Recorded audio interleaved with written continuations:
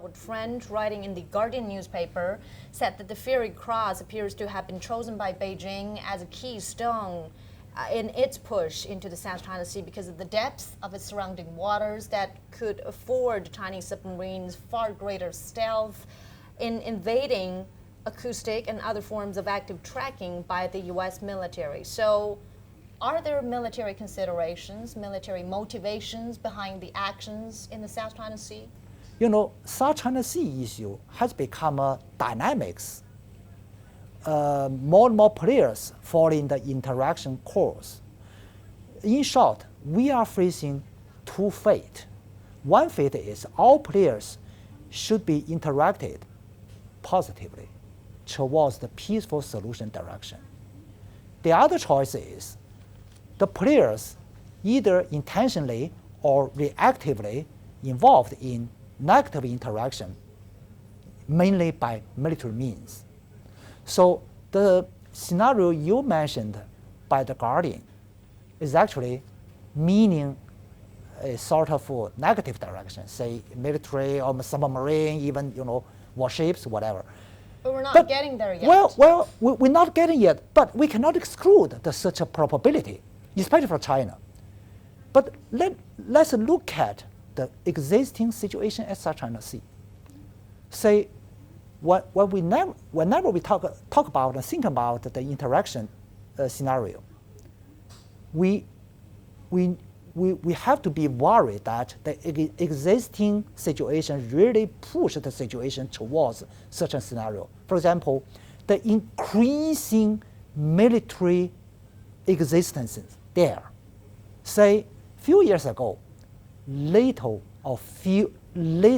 military presence there. Few warships, few warplanes over there years ago. But now, more and more frequent warplanes, warships there. From where? From remote military forces into this region. So once ago, I had disputes with American friends of mine. They said, your PLA warplane was too close to our warplane. Your warships was too close to our warships. I said, well, I wonder who is too close to whom. You were talking about the Chinese is too close to Americans, but that's a part of the picture.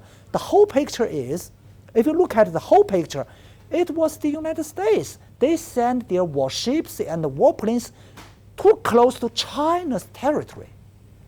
So that is the true two pictures. And then we, based on our sovereignty, we send our warplanes monitoring your warplanes, but at our boundary area, that's not China that send warplanes to California area. That's the U.S. to send warships and warplanes to South China Sea, very near to Chinese mainland. Will the Philippines and China be able to settle the dispute on their own without any third party involved? Well, China has proposed a very thoughtful, the so-called dual-track negotiation proposal. In short, the South China Sea issue contains two category challenges. One challenge is how to solve the sovereign disputes. Very simple, say, you said that is yours, and I said that is mine. That need to negotiate. And the other challenge, the other category of challenge is the stability and the peace and the freedom of passages. The second challenge relating to US, Australia, Japan, India, and others. Okay? However, according to international law, all regional issues, all disputes within the region should be directly addressed, negotiated by the related parties. For example, if there are some troubles in Japan Sea, that is the responsible for the countries surrounding Japan Sea. If there's some problems or troubles or disputes in Gulf of Mexico, I don't think Chinese Navy should send warships to Gulf of Mexico. That is primarily the responsibility between the US, Mexico, and some other countries in the Caribbean islands, right?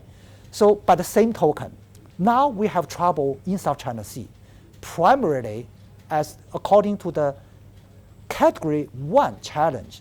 That is the business between the claimants, say Chinese, Filipinos, Vietnamese, and so on. That's not the business of Americans, of Japanese.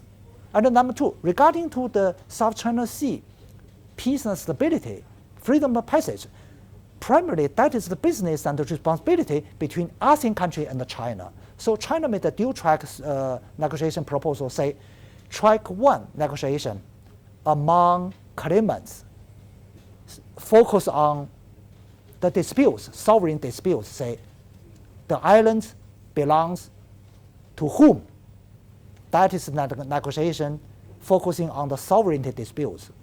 And the category 2, negotiation on the peace and stability, how to maintain the peace and stability by joint efforts between China and ASEAN countries. So I think only by the dual track negotiations we can achieve we really want. And the US should seriously thinking about the dual track negotiation proposal and encourage all the related parties go through the dual track negotiation rather than to keep sending the warships or warplanes or going to the so-called arbitration, illegal arbitration. That is a really counterproductive way. Well, the dispute has been going on for several decades, and it'll require all the political will and wisdom to eventually work it out. Thank you so much, Mr. Yang Xiyu, for your insight on this. Thank you. Thank you.